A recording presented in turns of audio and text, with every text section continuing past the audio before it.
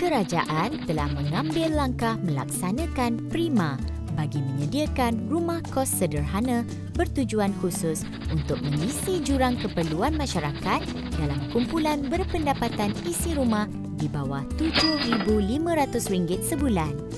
Pelaksanaan Prima atau Perumahan Rakyat Satu Malaysia adalah satu inisiatif strategik untuk meningkatkan akses golongan berpendapatan sederhana kepada perumahan kos sederhana serta menggalakkan pemilikan hartanah kediaman.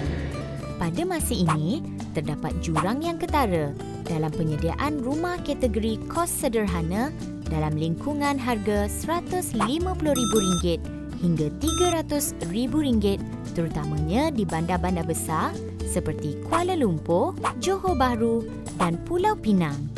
Program ini akan dilaksanakan melalui kaedah kerjasama awam swasta di mana kerajaan dan pihak swasta termasuk institusi kewangan akan menggembling tenaga dan sumber ke arah menepati matlamat menyediakan rumah yang bukan sahaja mampu dimiliki, malah berkualiti demi kesejahteraan dan keselesaan para penghuninya.